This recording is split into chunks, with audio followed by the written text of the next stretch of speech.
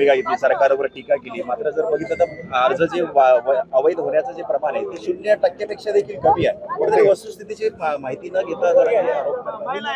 नाही, शेवटी त्यांच्या काय भावना होत्या, त्यांना त्यांच्याकडे आलेली माहितीवर आधारित त्यांनी त्या संदर्भात आपलं भाष्य केलं होतं. आम्ही सातत्यानंच अतिशय पारदर्शक पद्धतीनेच ह्या दाखले देण्यासंदर्भात कार्यवाही सुरू केलेली आहे. मी कालही सांगितलं की जर कुठे चूक झाली असेल तर आपण दुरुस्त करू. काही ठिकाणी जर जाणीवपूर्वक अधिकाऱ्यांनी काही जर दाखले नाकारले असतील तर ते आपण कारवाई करू. पण आकडेवारी जर पाहिली आपण आता तर आकडेवारी स्पष्ट आहे की न्यायमूर्ती शिंदे समितीने जे सर्वेक्षण केलं होतं तर त्या प्रमाणात ही कारवाई होते आणि आपल्या समोरची आकडेवारी सुद्धा आलेली आहे. म्हणजे अतिशय मला वाटतं 1% सुद्धा नाही आहे. पॉईंट काही टक्के काही ठिकाणी असे प्रकार घडलेले आहेत. पण ठीक आहे, त्या जरंगे पाटलांकडे काही माहिती आली असेल आम्ही परत ती स्वतः तपासून पाहू. मात्र जे अवैध जे अर्ज त्यांनी दाखवले, काही उदाहरणं जे दिले, त्यांचं म्हणणं असं आहे की कुठेतरी राजकीय द्वेषातनं हे सगळे अर्ज फेटाळले गेले. बावनकुळेवरती त्यांनी थेट आरोप केला. नाही असं की स्वाभाविक कोणी मंत्र्याकडे अशा पद्धतीने काही चुकीच होत असेल, असं काही अर्ज दिला असेल तर फक्त चौकशी करण्याच्या सूचना आहेत. त्या अर्ज दाखल रद्द करण्याची भूमिका नाहीच आहे ना.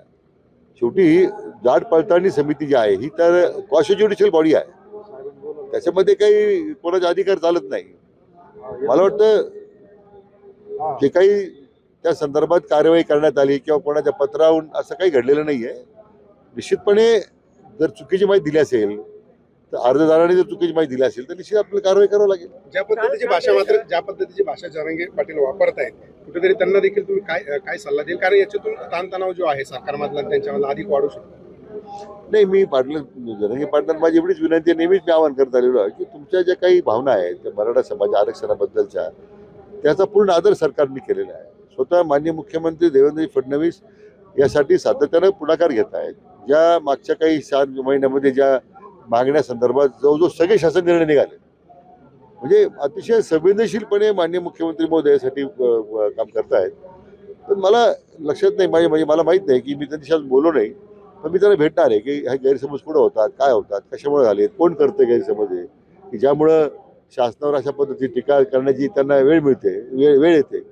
तशी काही वस्तुस्थिती नाही आहे. प्रशांत किशोर यांची राष्ट्रवादीच्या राजकीय सल्लागारपदी नियुक्ती होत असल्याची चर्चा आहे. कुठेतरी भाजप आणि राष्ट्रवादीमध्ये यामुळे बेबनाव असल्याचं देखील प्रशांत किशोर बऱ्याच वर्ष सल्ला देतात. पूर्वी त्यांनी भाजपला सल्लागार म्हणून काम केलंय, नंतर नितीश कुमार सल्लागार म्हणून काम केलंय.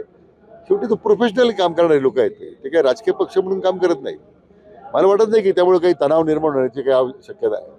भाजपचा पराभव करून ते आमदार झाले, त्यामुळे आता माहित नाही त्या प्राप्तपरिस्थितीत काय निर्णय झाला तर प्रशांत किशोरच विचारलं पाहिजे काय करणार आहेत ते. काल दरेकरांनी टीका केल्यानंतर आज जरांगे पाटलांनी सांगितलंय की दरेकर किंवा बावनकुळे यांच्या वक्तव्यांमुळे जे काही परिणाम होतील ते फडणवीसांना भोगावे लागतील याची काळजी घ्या दरेकर आणि बावनकुळे. मी माझ्या सहकार्याने खरं विनंती केलेलीच आहे की अशा संवेदनशील विषयामध्ये वक्तव्य थांबवली पाहिजे.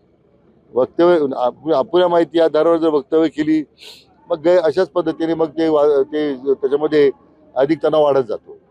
आपण प्रश्न सोडवण्यामध्ये आपलं वेळ दिला पाहिजे आणि तो करता माननीय मुख्यमंत्री महोदयांनी पूर्ण त्यासाठी जबाबदारी त्या समितीचा अध्यक्ष म्हणून ती माझ्यावर दिलेली आहे. आम्ही काम करतोय ना.